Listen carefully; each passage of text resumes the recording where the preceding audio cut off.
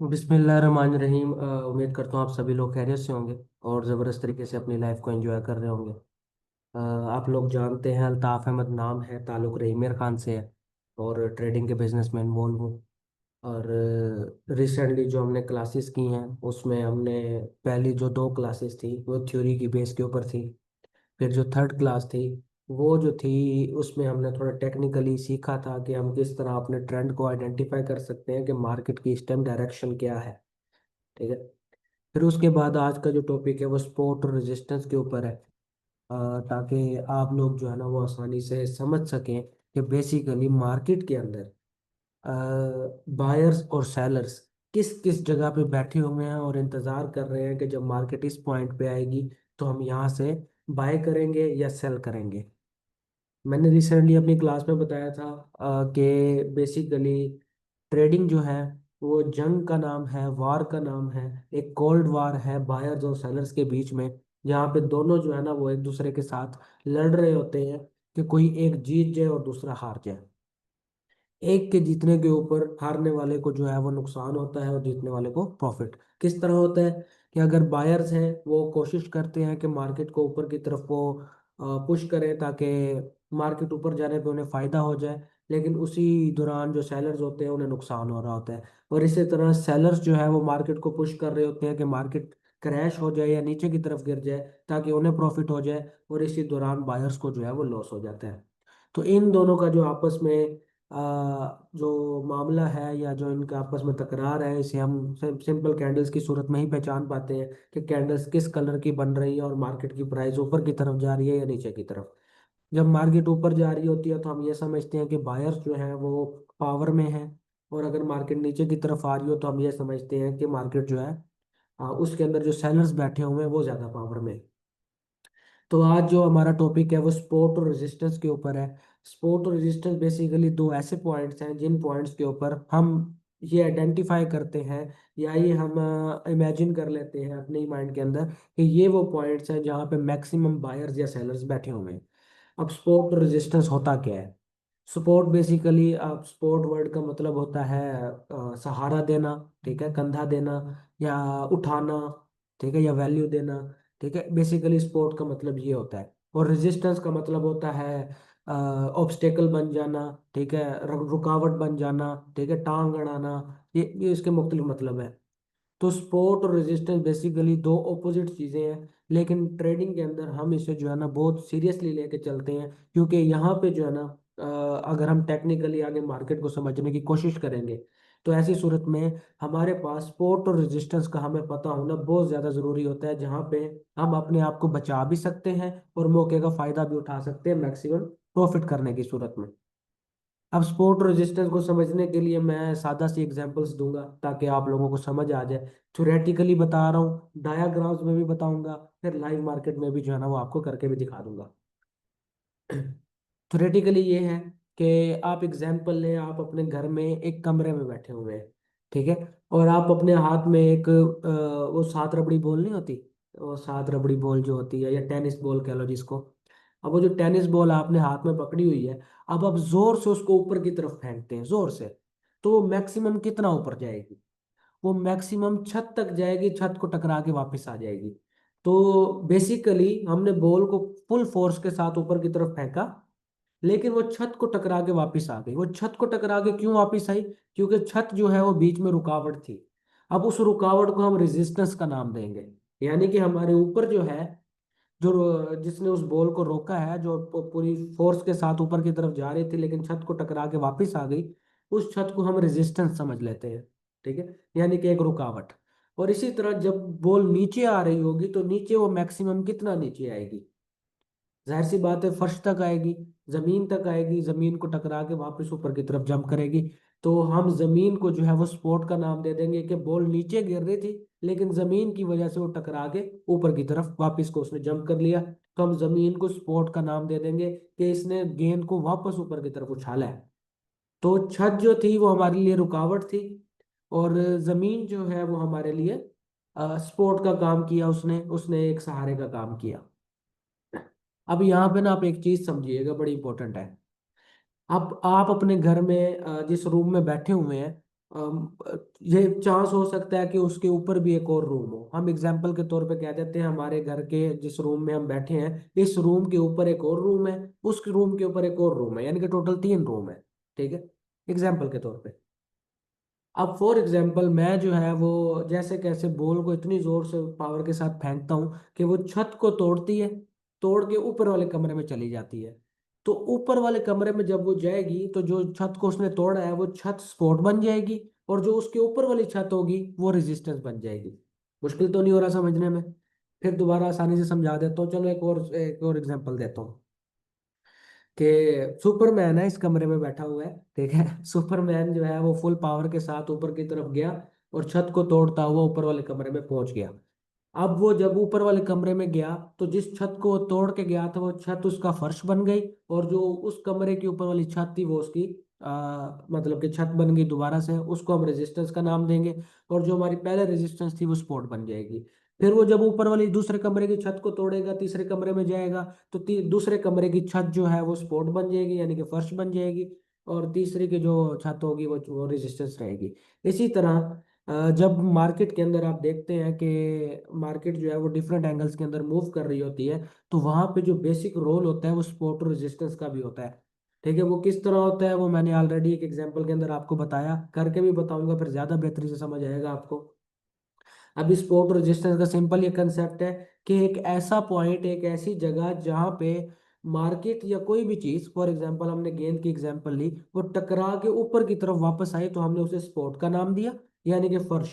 और जो ऊपर से टकरा के नीचे की तरफ आई वो जो छत थी, उस छत को हमने रेजिस्टेंस का नाम दिया, यानी कि रुकावट। तो अब इन दो सूरतों में हमारे पास सपोर्ट और रेजिस्टेंस दो ऐसे पॉइंट्स आ जाते हैं जिन पॉइंट्स के अंदर मार्केट जो है वो मोस्टली मूव करती है। ठीक है, ट्रेडिंग के अंदर भी सपोर्ट और रेजिस्टेंस होती है, फर्श और छत होती है, जिसके अंदर मार्केट जो है वो मूव करती रहती है, उसको तोड़ती नहीं है। अगर तोड़ दे तो तोड़ने के बाद वो अपनी डायरेक्शन को आइडेंटिफाई कर देती है कि आगे इसने अब कहाँ जाना है। अ, यहाँ पे जो है ना वो मैं कुछ आपको इम्पोर्टेंट चीज़ें भी बताऊंगा। यहाँ पे जो है ना वो आपको सिंपल मार्केट की एक एग्जांपल नजर आ रही है। तो यहाँ पे अगर आप देखेंगे ये जो रेजिस्टेंस है, ये वो छत है। अब मार्केट जो है वो इस पॉइंट से ऊपर की तरफ जा रही है, लेकिन यहाँ से जो है ना वो मार्केट खुद को नीचे ले आती है, यानी कि रिवर्स हो गई यहाँ से, यानी कि टकरा के वापस आ गई। अभी हमने ये रेड वाली लाइन नहीं लगाई, हम इसको नहीं कहते कि ये रेड लाइन अभी लगी हुई है। हमारे हिसाब से भी मार्केट चल रही है। मार्केट इस पॉइंट पे आके वापस नीचे आ गई, इस पॉइंट फिर ऊपर गई, फिर नीचे आ गई, फिर ऊपर गई, फिर नीचे आ गई। तो हमने इन पॉइंट्स को आपस में जब मिला दिया तो हमारे पास एक स्ट्रॉन्ग रेजिस्टेंस बन गई कि मार्केट जब भी ऊपर की तरफ जाती है इस पॉइंट पे टकरा के वापस नीचे आ जाती है, यानी कि इस पॉइंट पे रेजिस्टेंस है। अब ये रेजिस्टेंस कौन पैदा कर रहा है? यहाँ पे सेलर्स रेजिस्टेंस पैदा कर रहे हैं कि बायर्स चाह रहे हैं मार्केट ऊपर की तरफ जाए, लेकिन यहाँ पे जो सेलर्स बैठे हैं वो मार्केट को नीचे गिरा देते हैं। बायर्स फिर जोर लगा के मार्केट को ऊपर लेके आते हैं, लेकिन सेलर्स फिर जो है ना वो यहाँ पे बैठे हुए हैं और यहाँ से मार्केट को नीचे गिरा देते हैं। फिर दोबारा बायर्स जोर लगाते हैं, फिर जो है ना वो सेलर्स नीचे गिरा देते हैं। तो ये जो जिस पॉइंट के ऊपर ये सारे सेलर्स बैठे हुए हैं हम इस पॉइंट को रेजिस्टेंस का नाम दे देते हैं। ठीक है, अब यहाँ पे आपके सामने है कि जिगजैग पैटर्न में मार्केट मूव कर रही है, लेकिन एक पॉइंट को टकरा के वापस बार बार नीचे आ रही है, उस पॉइंट को हमने रेजिस्टेंस कह दिया। अब एक बार ऐसा हुआ कि बायर्स ने इस बार पूरी ताकत के साथ जो है ना वो जोर लगा दिया और कहा कि इस बार मार्केट को उठा के रहेंगे। जब इस बार उसने मार्केट को ऊपर की तरफ गई तो इसकी अब की बार रेजिस्टेंस जो है ना वो टूट गई। रेजिस्टेंस टूट के मार्केट जो है ना वो ऊपर की तरफ चली गई। अब ये जो रेजिस्टेंस थी, जब मार्केट ऊपर चली गई और वापस नीचे आई तो इसी पॉइंट पे ये जो सेलर्स थे ये बायर्स बन गए। इन्होंने कहा कि अब चूंकि हमें नुकसान तो हो ही गया है, अब यहाँ से हम जो है ना हम भी बायर बन जाते हैं और मार्केट को और ऊपर उठाते हैं और हम भी जो है ना वो प्रॉफिट कमाएंगे। ठीक है, तो ये जो रेजिस्टेंस थी ये सपोर्ट में बदल गई। अब जो मार्केट जब नीचे आती है तो ये मार्केट को फिर से धक्का दे के जो है ना ऊपर की तरफ फेंक देते हैं। फिर ऊपर से नीचे आती है, फिर यहाँ पे फिर बायर्स बैठे हुए हैं, ये मार्केट को फिर धक्का दे के ऊपर फेंक देते हैं। ठीक है, फिर सेलर्स उसको नीचे लेके आते हैं। सॉरी, एक मिनट।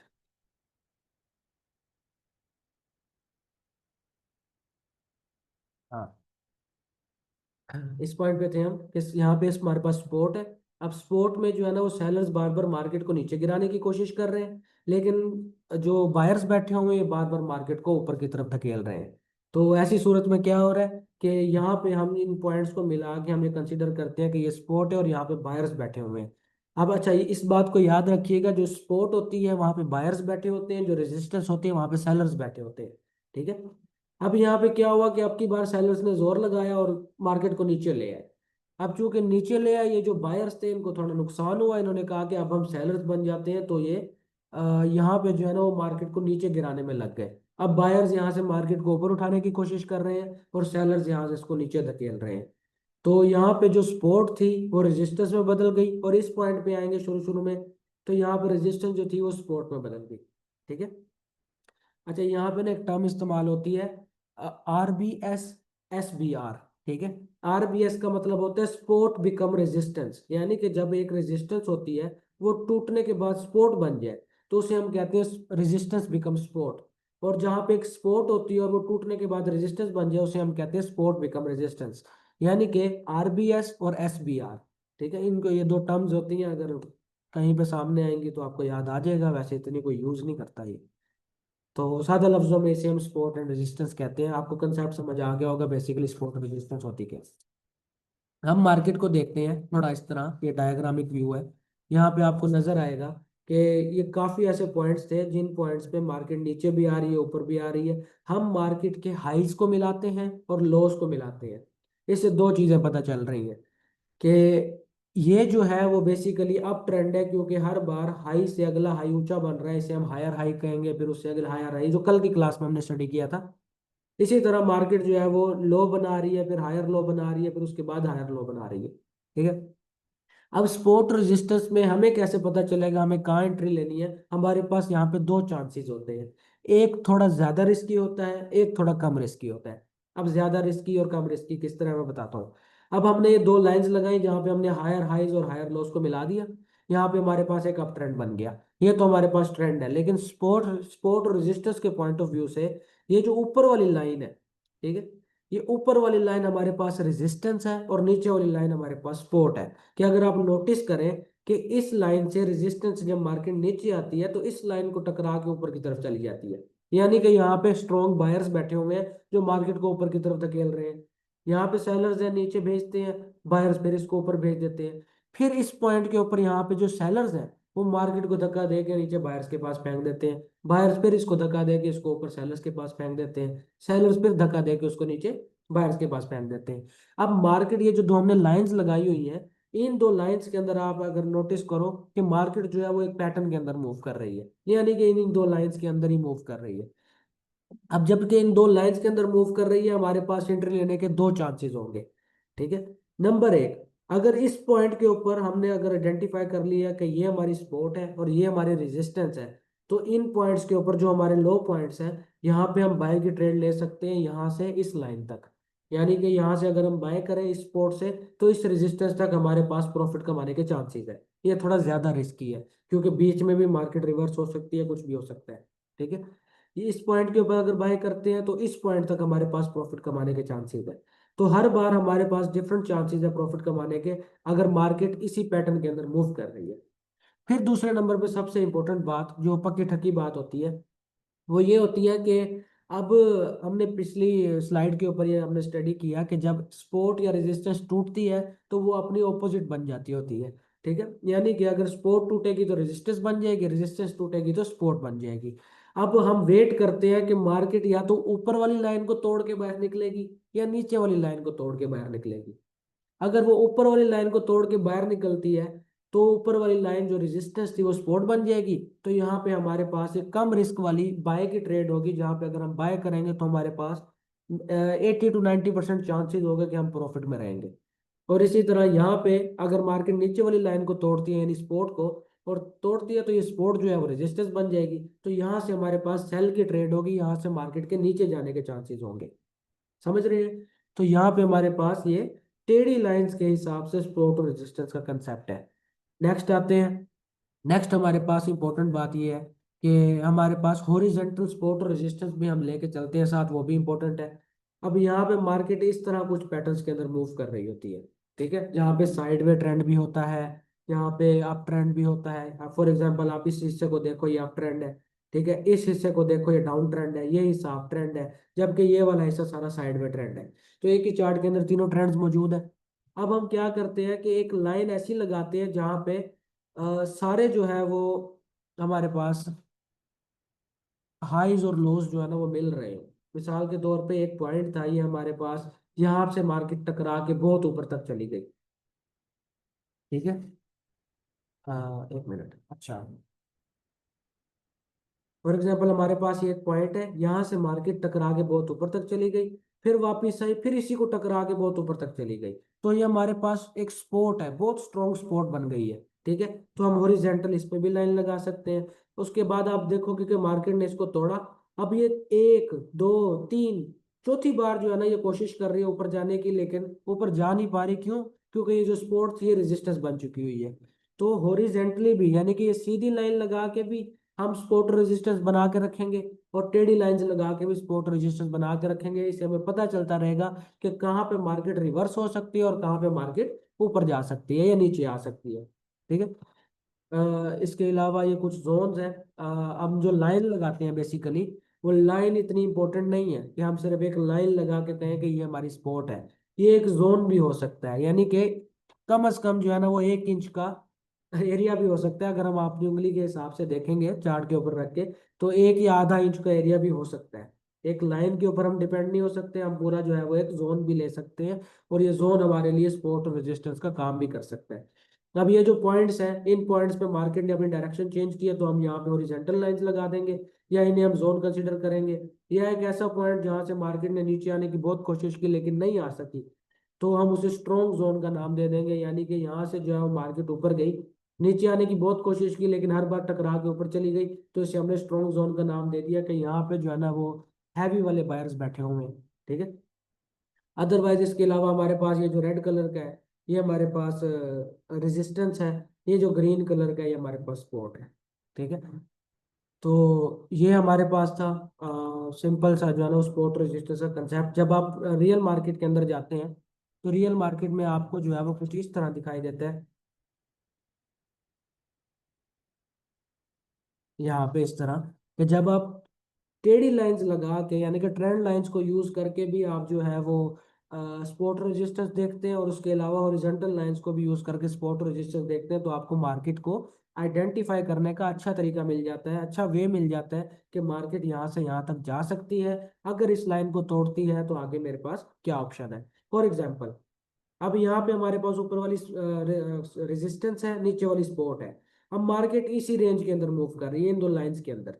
लेकिन बीच में भी अगर आप नोटिस करो कि दरमियान दरमियान में भी जो है ना वो मार्केट दरमियान से ही वापस आ रही है, तो यहाँ पे जो है ना वो हम एक हॉरिजॉन्टल लाइन लगाते हैं। ये हमारे पास इसका ये यहाँ पे लो बना हुआ है, और यहाँ पे हमारा हाई बना हुआ है। तो यहाँ पे हमने एक जो है ना वो लाइन लगा दी, हॉरिजॉन्टल लाइन, जिससे हमें पता चल गया कि यहाँ पे या तो स्ट्रॉन्ग बायर्स बैठे हैं या स्ट्रॉन्ग सेलर्स बैठे हैं। तो यहाँ पे जब ये लाइन टूटेगी या इसको टकरा के वापस आएगी, तो हमारे पास दो डिफरेंट डायरेक्शन होंगी ट्रेड लेने के लिए। मिसाल के तौर पे मार्केट यहाँ से ऊपर जा रही थी, लेकिन हमने ओरिजेंटल लाइन लगाई हुई थी।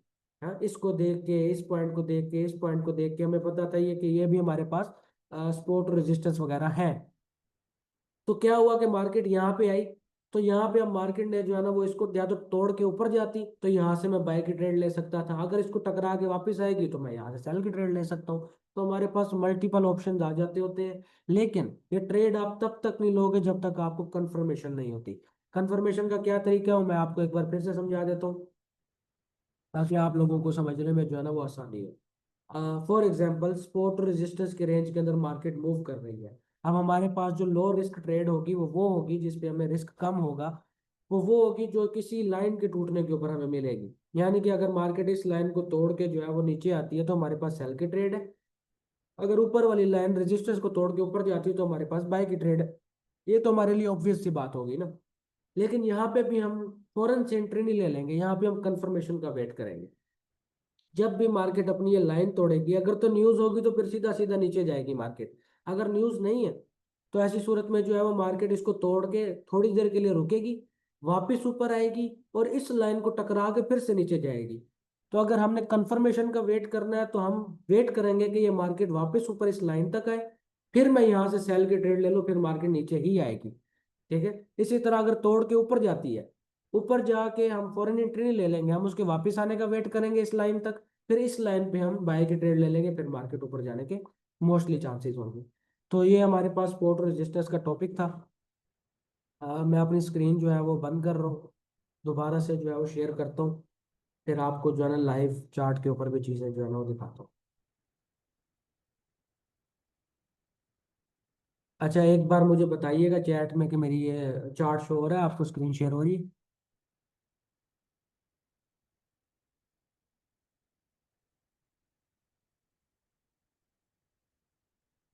ठीक है, स्क्रीन शेयर हो रही है ना?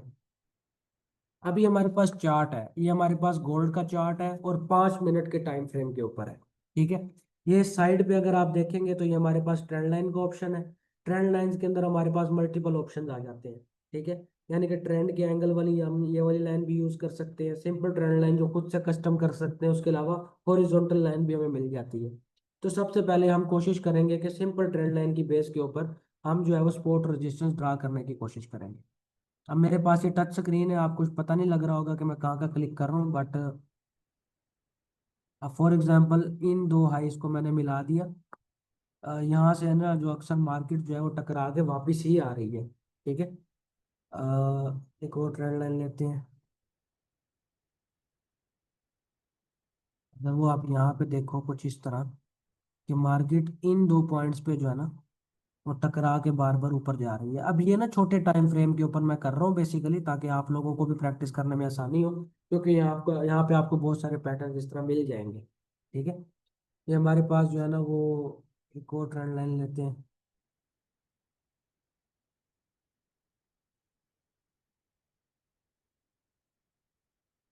ये हमारे पास वो पॉइंट्स हैं जहाँ पे मार्केट जो है वो डिफरेंट सपोर्ट्स और रेजिस्टेंस बना रही है।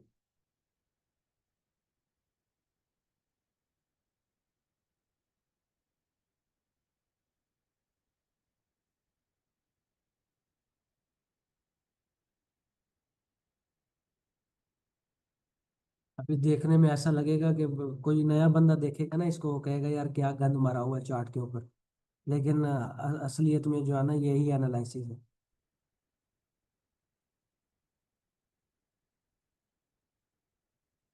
ठीक है?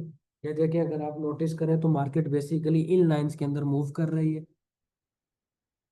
मैं कोई काफ़ी सारी बना देता हूँ ताकि आगे जो है ना वो समझाने में आसानी हो।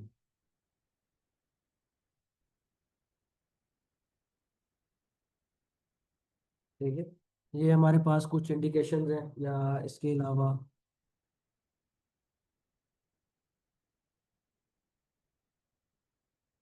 ये हम मैक्सिमम लोज को मिलाते हैं। अच्छा, जरूरी नहीं है कि हर बार जो सपोर्ट और रेजिस्टेंस हो ना वो बिल्कुल एग्जैक्ट बने, डिफरेंट एंगल्स में भी बन सकती है। जैसे आप देखो कि यहाँ पे एरिया कम है, लेकिन आगे बढ़ता जा रहा है, बढ़ता जा रहा है, बढ़ता जा रहा है। ठीक है, कुछ पॉइंट पे ऐसा होगा कि एरिया जो है ना वो पीछे से बड़ा होगा, आगे कम होता जाएगा। कुछ एरियाज में ट्रायंगल बन रहा होगा चार्ट पे। वो चार्ट पैटर्न्स होते हैं, वो फिर नेक्स्ट क्लास में समझाऊंगा। नेक्स्ट क्लास हमारी चार्ट पैटर्न्स के ऊपर ही है कि किस तरह के पैटर्न्स बनेंगे, तो इसका क्या मतलब है। ठीक है, वो आगे चल के स्टडी करेंगे। फिलहाल आप जो है ना यहाँ पे अब देखेंगे कि हमने टेढ़ी टेढ़ी लाइंस लगा के अपनी सपोर्ट और रेजिस्टेंस बना दी है। अब इसके अलावा हम नेक्स्ट जो है वो हॉरिजॉन्टल लाइन लेंगे। अब हॉरिजॉन्टल लाइन हम इस पॉइंट के ऊपर फॉर एग्जांपल एक लगा दिया हमने, इसका कलर जो है ना वो हम रेड रख देते हैं।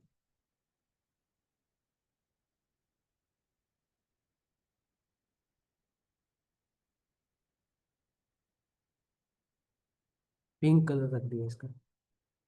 ठीक है, अब यहाँ हम एक और लेते हैं। ये हमारे पास आ जाएगी इस पॉइंट पे, ये जो हमारे पास लोएस्ट पॉइंट है, ये आ गई। फिर आते हैं, ये हमारे पास लोएस्ट पॉइंट है इस पॉइंट पे। फिर आते हैं, तो ये हमारे पास एक पॉइंट है इस पॉइंट पे। इस तरह ना मैं अभी जल्दी जल्दी लगा देता हूँ, आपको बताता नहीं हूँ कहाँ कहाँ लगा रहा हूँ, बाद में समझा देता हूँ, ताकि बाद में ना समझाने में आसानी हो।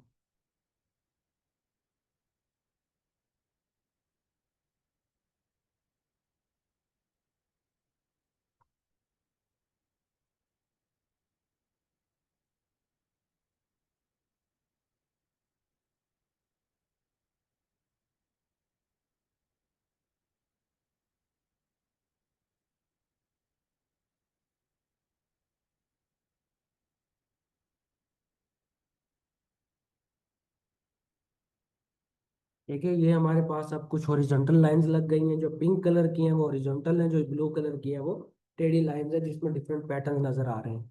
ठीक है, तो यहाँ पे अगर आप देखो कि मार्केट जो है वो इन इन पॉइंट्स के ऊपर जहाँ जहाँ मैंने लाइंस लगाई हैं, यहाँ से टकरा के वापस ऊपर की तरफ गई है। ठीक है, अब मैं ना चार्ट से थोड़ा जूम करता हूँ ताकि आपको जो है ना वो फिर ज़्यादा आसानी से समझ आए। ठीक है, अब आप यहाँ पे देखो, फॉर एग्जांपल मार्केट यहाँ से नीचे गिरी। ठीक है, नीचे गिर के मार्केट जो है वो ऊपर आई, लेकिन यहाँ से इसको टकरा के वापस आना चाहिए था, लेकिन ये इसको तोड़ के ऊपर चली गई। तो यहाँ से हमारे पास बाय की ट्रेड थी यहाँ तक। अब यहाँ पे जो है ना वो अगर मार्केट इसको तोड़ के ऊपर जाती तो जाती, लेकिन इसको टकरा के नीचे आई। लेकिन दूसरी बार गई, दूसरी बार भी टकरा के नीचे आई। तीसरी बार इसने इसको तोड़ा और ये ऊपर चली गई। अब ये ऊपर गई, ऊपर हमारे पास ये टॉप पे गई, और टॉप से हमारे पास टेढ़ी रेजिस्टेंस जो थी, उस टेढ़ी रेजिस्टेंस को टकरा के वापस नीचे आई। अब यहाँ पे ये फुल पावर के साथ आई। ये कैंडल आपको नजर आ रही होगी रेड कलर की, ये वाली बड़ी कैंडल। इस कैंडल में मोमेंटम ज्यादा था, तो इसलिए जो है ना इसने इसको स्पोर्ट को तोड़ा। ये जो रेड कलर की लाइन थी, इस रेड कलर की लाइन को तोड़ के ये मार्केट नीचे आई, लेकिन इस लाइन पर टकरा के ये वापस ऊपर की तरफ चली गई।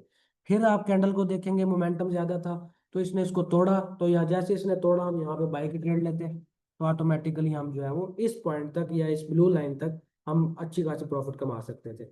अब इस रेड लाइन को मार्केट टकरा के वापस नीचे आई है, मोमेंटम बहुत ज्यादा था। ज्यादा की वजह से इसने एक स्पोर्ट तोड़ी, दूसरी तोड़ी, तीसरी तोड़ी, यहाँ नीचे तक आई, यहाँ पे टकरा के वापस ऊपर चलेगी, फिर मोमेंटम ज्यादा, फिर टकरा के चलेगी।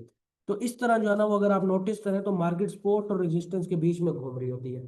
तो इस तरह आपको अपने चार्ट के ऊपर लाइंस लगा के नजर रखनी ही पड़ेगी।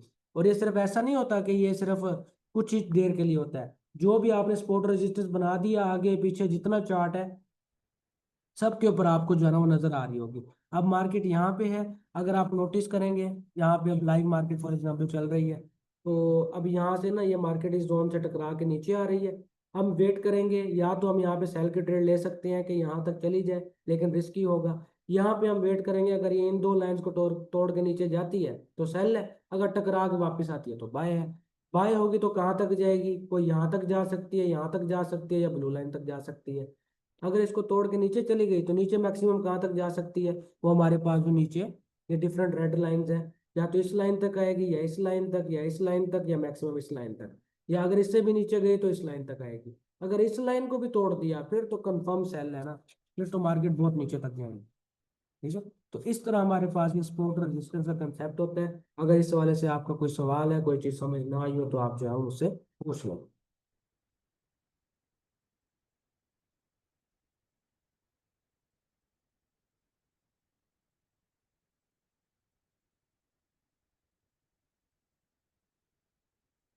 भाई जितने बड़े टाइम फ्रेम पे मार्क करोगे उतना ही स्ट्रॉन्ग स्पॉट रेजिस्टेंस मिलेगा। जी भाई बिल्कुल, एग्जैक्टली ऐसा ही होगा। जितना बड़ा टाइम फ्रेम होगा उतना स्ट्रॉन्ग मिलेगा। अगर आपने डेमो अकाउंट बनाया हुआ है तो आप उसे बड़े टाइम के फ्रेम के ऊपर लगा के आप बड़ी ट्रेड भी ले सकते हो, क्योंकि आपके पास फंड होता है उसके अंदर। और छोटे टाइम फ्रेम पे लगा के भी एनालाइज कर सकते हो। लेकिन जब रियल टाइम के अंदर आप ट्रेड कर रहे होते हो, रियल अकाउंट के ऊपर, रियल फंड के ऊपर, तो फिर वो आपकी इक्विटी पे डिपेंड करता है कि आपने किस रेंज में रहना है। 1 डे और 4 आवर्स पे सही है ना भाई, देखिए 4 आवर्स सही है, 1 डे पे ना जाए। आप 15 मिनट और 4 घंटे के टाइम फ्रेम पे रहें, वो मुनासिब है।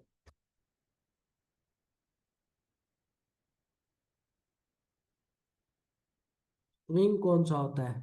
बड़ा टाइम फ्रेम पे एनालिसिस करके छोटे पे ट्रेड लेनी होती है, छोटा फंड होता है। स्विंग ट्रेड बेसिकली ब्रदर वो ट्रेड होती है जो लॉन्ग टर्म चलती है। अब जाहिर सी बात है, स्विंग ट्रेड जो है वो लॉन्ग टर्म अगर चल रही है, यानी कि हफ्ता 2 हफ्ते, तो उसके लिए बड़ा टाइम फ्रेम ही चाहिए होगा।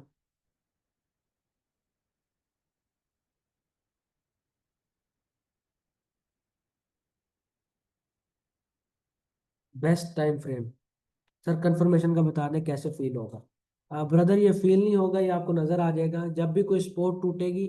अगर मार्केट वापस उसी स्पोर्ट को टकरा के ऊपर जाती है, ठीक है, ऊपर सॉरी नीचे आती है ना, स्पोर्ट पे तो मार्केट टकरा के नीचे आएगी। तो जब भी किसी स्पोर्ट को तोड़ने के बाद मार्केट वापस उसी स्पोर्ट को टकरा के नीचे की तरफ आने की कोशिश कर रही होगी, तब हम सेल करेंगे। अगर रेजिस्टेंस को तोड़ के ऊपर गई है और वापस उसी रेजिस्टेंस को टकरा के ऊपर जाने की कोशिश करेगी, तब हम बाय करेंगे। ये हमारे पास कंफर्मेशन होती है। लेकिन काफी पॉइंट्स ऐसे भी आते हैं जहाँ पे हमें कंफर्मेशन नहीं मिलती, लेकिन मार्केट ने ऊपर या नीचे ही जाना होता है, हमें पता होता है, लेकिन कंफर्मेशन के बगैर हम ट्रेड ले नहीं पाते। और जहाँ एहतियात की बात है, तो मैं तो यही सजेस्ट करूंगा कि कंफर्मेशन के बिना कोई ट्रेड नहीं लेनी। अदरवाइज अगर एनालिसिस किया हुआ है तो आप खुद पे ट्रस्ट कर सकते हैं।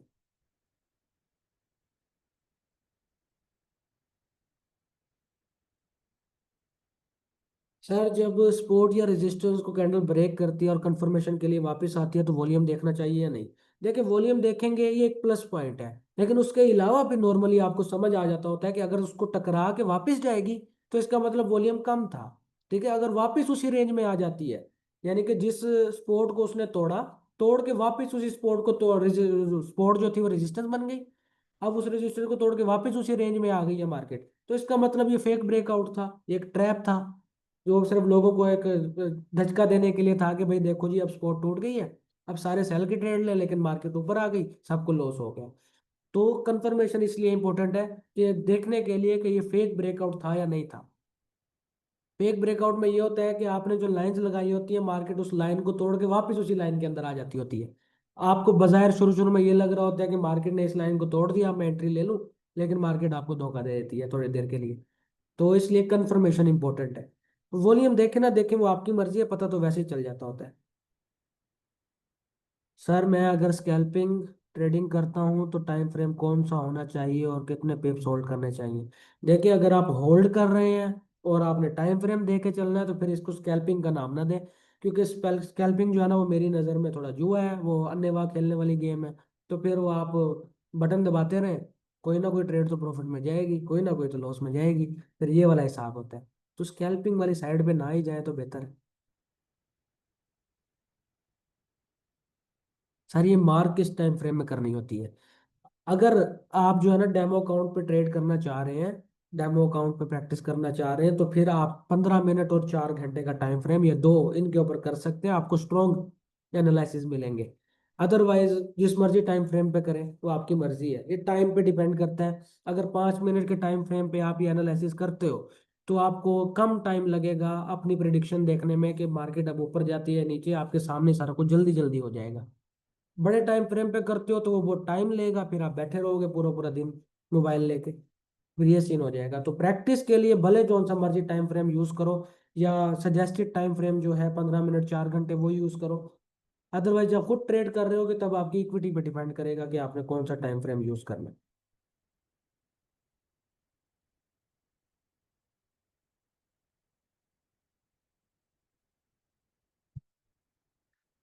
स्कैल्पिंग में 5 से 10 मिनट की ट्रेड होती है, बस उसके लिए बहुत ज़्यादा स्किल लगती है, उसमें रिस्क ज़्यादा होता है। Exactly brother. मुजम्मिल भाई, आप काफ़ी समझदार लग रहे हैं। ठीक है, तो ये अच्छा पॉइंट उठाया आपने। सो यार, स्कैल्पिंग मैं इसके हक में नहीं हूँ, पर्सनली बताऊँ, लोग करते हैं और लोग उससे निकालते भी हैं। लेकिन ये है कि वो एक दो बार का बस वो मीठा मीठा ख्वाब है, लेकिन एक टाइम के बाद फिर आप नुकसान में रहते हो।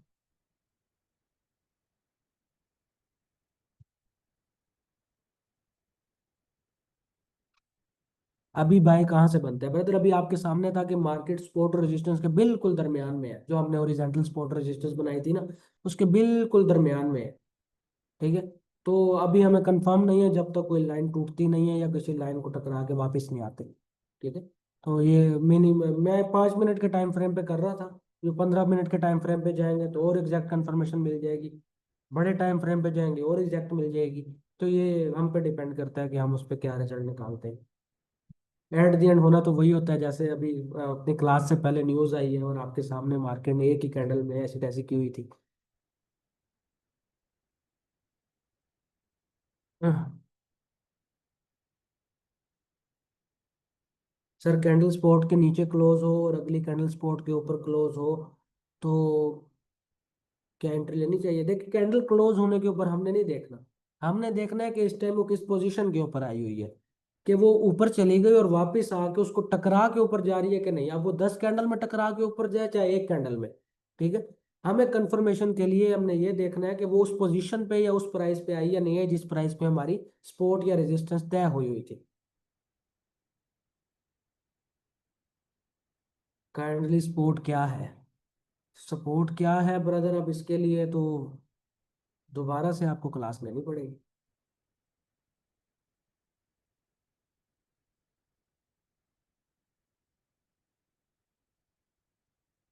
फेयर वैल्यू गैप ब्रदर, अगर गैप की बात करेंगे ना तो अगर आप, मैं आपको ना फिर से स्क्रीन शेयर करता हूँ, फिर मैं आपको ना थोड़ी सी झलक दिखाता हूँ। अभी ये मैं स्क्रीन शेयर कर रहा हूँ आपसे, और मैं ना आपको थोड़ी सी मार्केट की एक झलक दिखाता हूँ। ठीक है, मार्केट को जूम आउट करके ना कुछ इस तरह की मार्केट शो हो रही है। ठीक है, ये मार्केट यहाँ से ऊपर चढ़ी है, यहाँ से ऊपर गई है, अपने हाईएस्ट पे गई है काफी टाइम के बाद। ठीक है, अब यहाँ से मार्केट ऊपर गई है, अब गैप फिल करते करते आप खुद देख लें कि उसको कितना टाइम लग जाना है। तो हाँ, अगर छोटे छोटे गैप्स देखनी है, मैं 5 मिनट के टाइम फ्रेम पे आपको दिखा रहा हूँ, बड़े टाइम फ्रेम पे जाता हूँ, मैंने कल भी दिखाया था क्लास के अंदर कि अगर फॉर एग्जांपल मैं 1 साल के 12 महीने के टाइम फ्रेम पे, जो 1 साल का है, उसमें आपको नजर आएगा कि मार्केट की कंडीशन क्या है।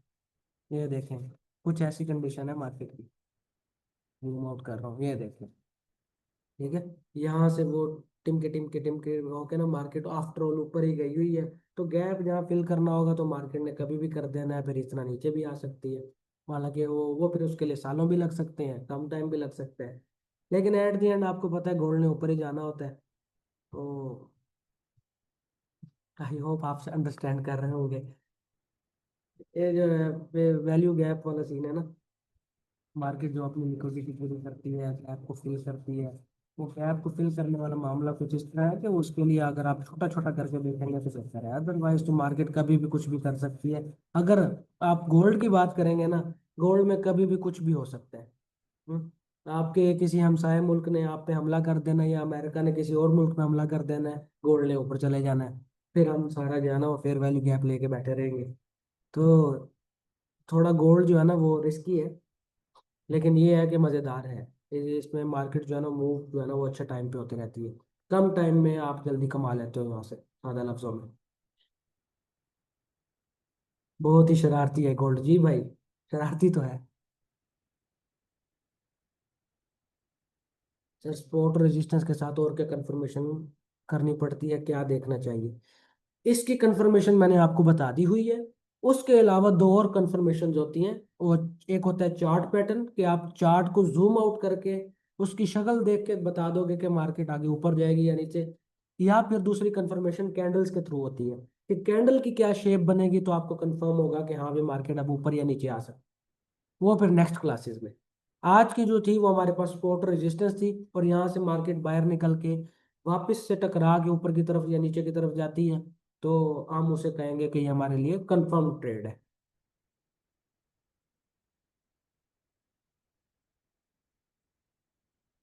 सर सिर्फ सपोर्ट रेजिस्टेंस की बेस पे ट्रेड रिस्की नहीं होगी? नहीं, सिर्फ सपोर्ट रेजिस्टेंस की बेस पे ट्रेड करेंगे तो ये एक बेसिक जो है ना वो टेक्निकल एनालिसिस है, मैंने अभी क्लास के शुरू में भी बताया कि आप कोई भी थ्योरी की तरफ जाएंगे या कोई भी स्ट्रेटजी की तरफ जाएंगे, वहां पे आपको सपोर्ट रेजिस्टेंस तो लाजमी देखनी पड़ेगी। कोई भी थ्योरी आपको ये नहीं कहती कि सपोर्ट रेजिस्टेंस देखे बिना आप जो है ना पैसे कमा सकते हो, एनालाइज कर सकते हो। ठीक है, क्योंकि सपोर्ट रेजिस्टेंस बड़ा एक अहम रोल है इसका पूरी ट्रेडिंग के अंदर, इसको हमें करना ही पड़ता है, ये हमारे लिए नेसेसरी है। क्योंकि हमें पता नहीं है कि बायर सेलर कहाँ बैठे हुए हैं, तो हम कैसे जीत सकते हैं उनसे। ठीक है, दुश्मन का पता ना हो कि किस इलाके में बैठा हुआ है, हम उस इलाके में जाके कैसे वो मतलब कि विन कर सकते हैं उस इलाके को। तो पहले उसकी लोकेशन का पता होता है। कभी पबजी नहीं खेली भाई? अच्छा, बहुत ही शरारती है गोल्ड।